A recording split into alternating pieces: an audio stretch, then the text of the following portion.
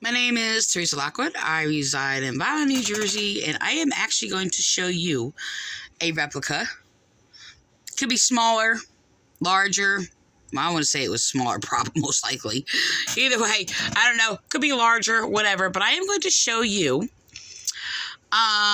exactly the fish, what type of fish that Jonah was swallowed up by, recorded in the Bible.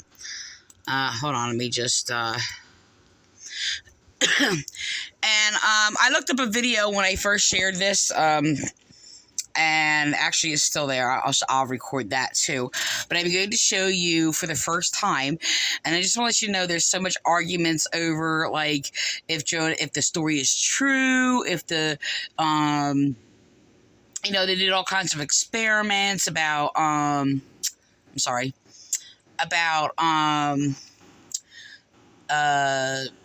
if it was a fish, a whale, or what type of creature that Jonah was swallowed by. So I'm just going to let you know that, yes, it was a water creature, okay? A water creature. What does fish mean? Water creature. So, I'm going to show you what it looks like first. And then, you know what? Let me record.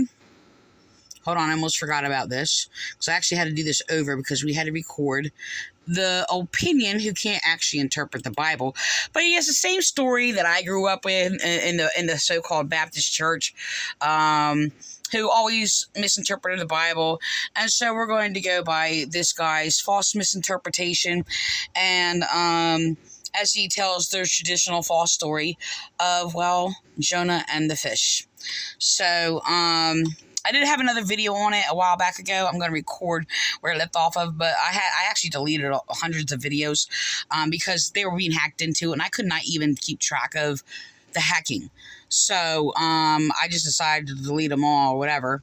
So I'm going to just record this. Let me, hold on, turn this up so it can be heard clearly. I don't know where he needed to be. Yes, Jonah was swallowed by a whale. The next question that usually comes to us is that, who has ever been swallowed by a whale? Okay, so he lists a whole bunch of names, whatever, and I don't know, apparently there's these claims that some guy's been swallowed by a whale and spit up or whatever, yada, yada, yada, whatever. So, because people are questioning if it was possible that they could survive being swallowed by the whale. Now, this is a thing. I am going to show you that fish, the exact type of fish that Jonah was swallowed by.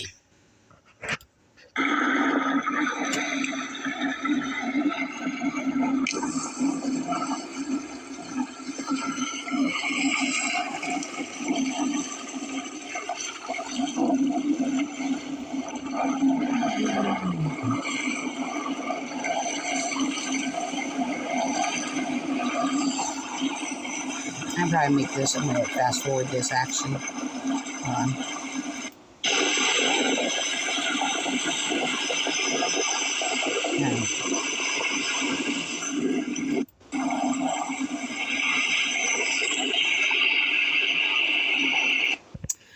I didn't know we had enough for that. Yes.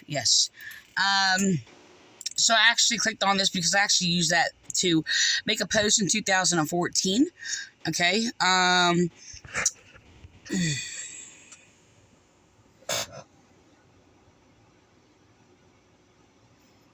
That's the video, as you see. Okay. So this is 2012. Okay, but my video is missing, but this is my original video teaching of the story of Jonah, called God's Grace Out of the Pits of Darkness, Jonah and Nineveh.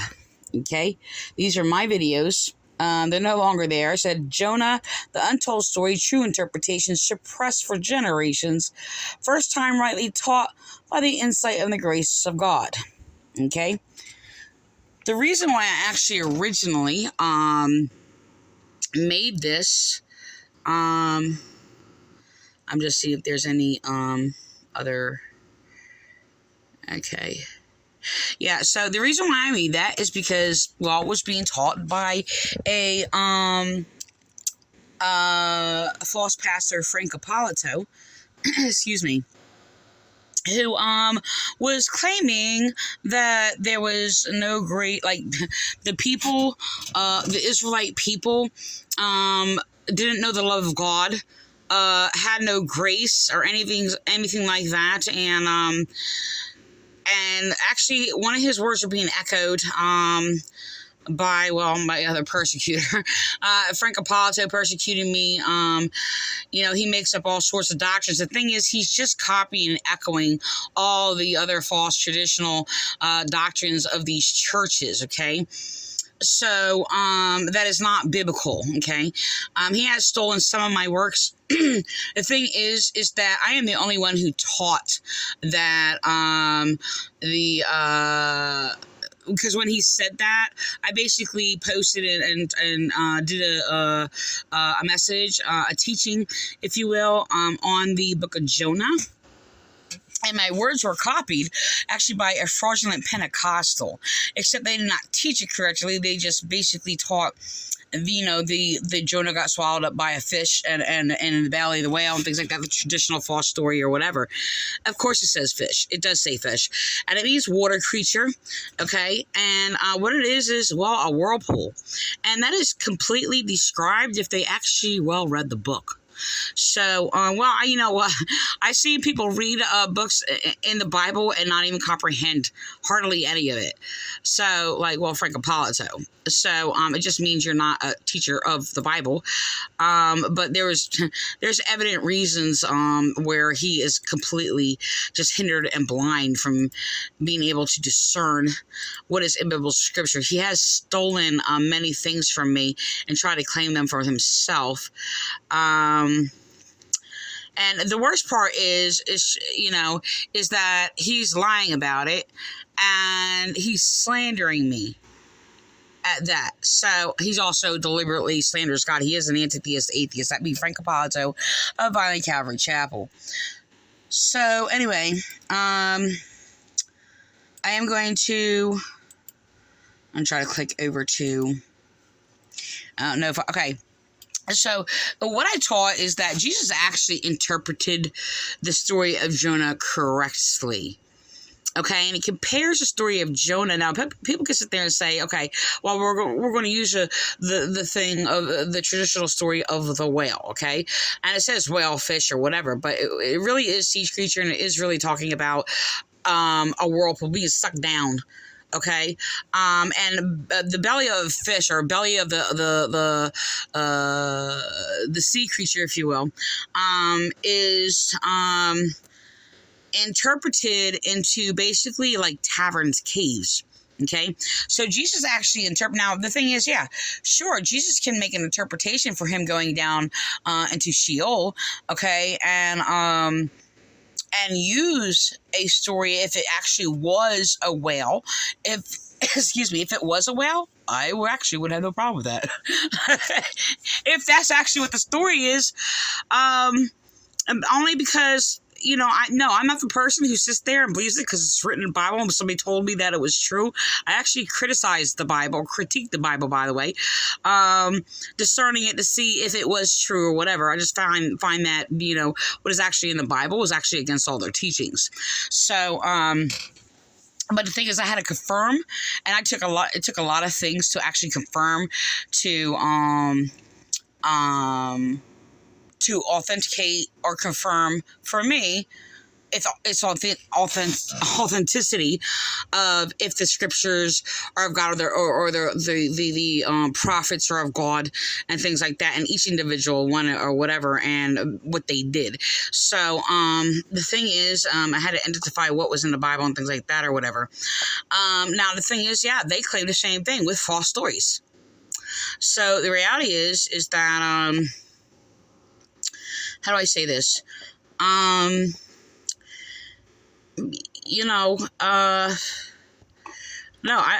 can't ever, no, this is what I tell people. Nobody can actually even claim that they actually, believe the Bible unless they have read it and actually perceived it. And the thing is, the one who I actually see most, and this is why I observed him more, and it was very strange because through it all, reading all the scriptures, basically not all of them, I didn't hear all of them, most of the scriptures of the Bible, going through all of it, he has falsely interpreted just about everything he has read after he has read it. I mean, and made up so many things about God. It was unbelievable. I was just like, I can't believe if this guy read so much of it, more than I have ever seen anybody do publicly. And I would think it's a good thing if he would keep his false opinions off of it.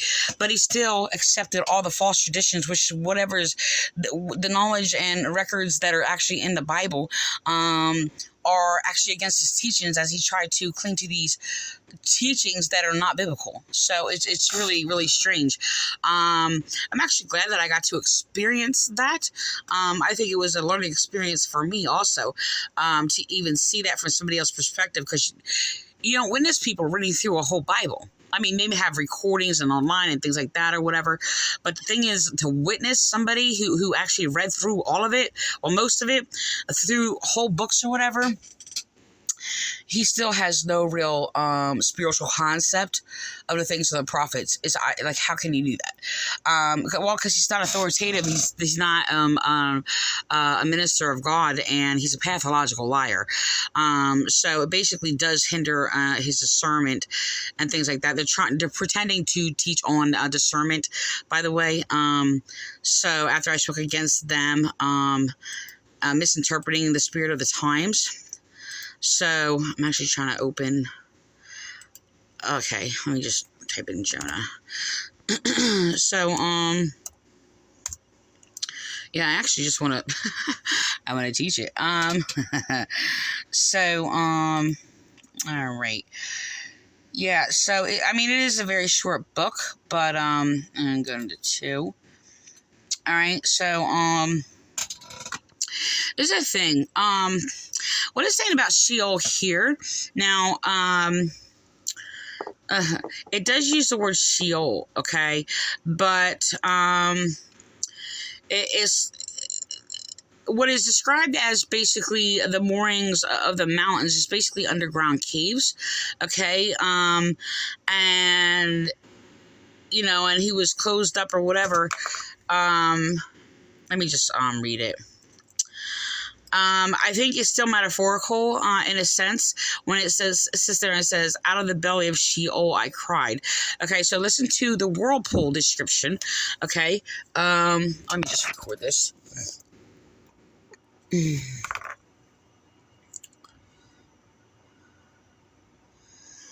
So, this could be used in a sense as a metaphor, in a sense, but I'm really believing that it is identified as sea creature and is opening the mouth of the sea, okay? So, but I'm going to go on. It says, then Jonah prayed to the Lord his God from the fish's belly, and he said, I cried out to the Lord because of my affliction, and he answered me. Out of the belly of Sheol I cried, and you heard my voice.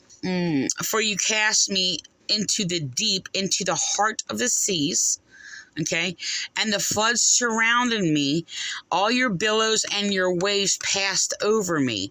Then I said, I have been cast out of your sight, yet I will look again toward your holy temple. So this is spiritually. The waters surrounded me, even to my soul. The deep closed around me. Weeds were wrapped around my head. I went down to the moorings of the mountains, like under caves in the mountains. The earth with its bars closed behind me forever. Yet you have brought up my life out of the pit, O Lord my God. When my soul fainted within me, I remembered the Lord, and my prayer went up to you into your holy temple. Those who regard worthless idols forsake their own mercy, but I will sacrifice to you with the voice of thanksgiving. I will pay what I have vowed. Salvation is of the Lord. So, very, very powerful. It says, and so the Lord spoke to the fish, okay, the mouth of the sea, and it vomited Jonah out onto dry land. Okay, so the thing is, look, nobody's going to go to hell, nobody's damned, nobody's evil because they believe it is actual fish, or a sea creature. I mean, the mouth of the sea, if you will. So the thing is, so people usually just end with that, and they just say vomited it out. Okay. I actually love this. People sit there and say they love this, and they don't go beyond that. They vom up to the shore, you know, they sit there and say, well, Jonah, I'm sorry, the Lord wanted him to go to the land of Nineveh to call them to repentance, okay? So I'm going to say, this is actually interesting. I want to read this, okay? Because somebody else stole it from me and basically copies my words, actually just keeps it as the fish, but I am the only one that actually taught that this is a great example of God's grace for the people, okay?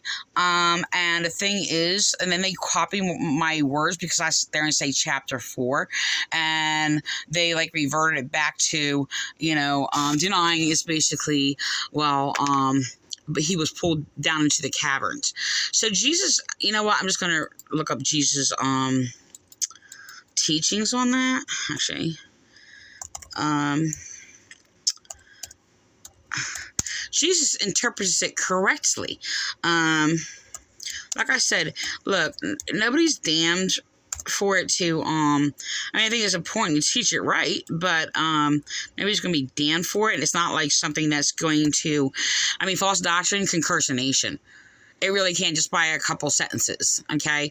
I don't think it's going to be damnable to sit there and say fish or, the mouth of the sea or a whirlpool or whatever the case may be.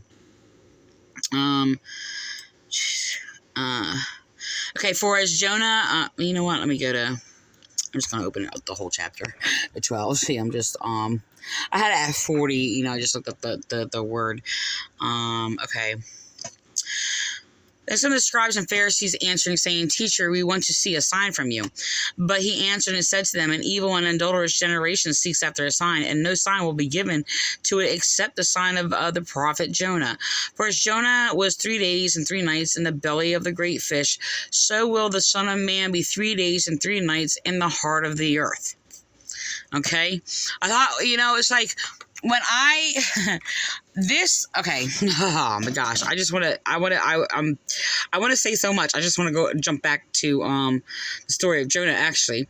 And indeed, a greater than Jonah is here. The queen of the south will raise up in the judgment with this generation and condemn it, for she came from the ends of the earth to hear the wisdom of Solomon. Indeed, a greater than Solomon is here. So, I'm going to open it. Okay. So, there was actually a passage here that actually really fascinated me. I got stuck on it. I meditated on it. It was years ago, though. It was just like, and I read through it, but it actually, it was only like, I think the third time I read through it, that it like, I don't know how to say this. This soaked into me. I don't know how to say that. Absorbed it differently, I guess. Okay, so I'm going to read this. But it displeased Jonah exceedingly and became angry. So he prayed to the Lord and said, Lord, I'm sorry. And said, Lord, was not this what I said when I was still in my country? Therefore I fled previously to Tarshish. For I know that you are a gracious and merciful God, slow to anger and abundant in loving kindness, one who relents from doing harm. Therefore now, O Lord, please take my life from me, for it is better for me to die than to live. And then the Lord said is it right for you to be angry? So Jonah went out of the city and sat in the the east side of the city. There he made him. Don't let anybody use this, by the way, sit there and claim people don't have right to be angry, by the way. This is how these false churches twist it or whatever. So they don't use comparisons. They try to attach people and our own experience or other people's own experience and try to sit there and take somebody else's life and say, oh, well, that's for your life. That's not how it works. Now, there's our same principles and there are, same laws, same knowledge. That's comparative rightly. But this is how a lot of these churches do this or whatever. And they'll isolate a thing and it's just like, oh, well, this person, and they're two different circumstances in life. People can get very abusive doing that. It's really terrible. So I'm going to go on. So Jonah went out of the city and sat on the east side of the city. There he made himself a shelter and sat under it in the shade till he might see what would become of the city. And the Lord, after I taught this, by the way, I did have somebody else sitting there like try to compare me to Jonah, and this is what I'm supposed to do or whatever, and I'm not supposed to observe what's going on in this city or whatever because I spoke against their evils and all these other things or whatever. The God's not telling them to say that to me, and I'm not Jonah.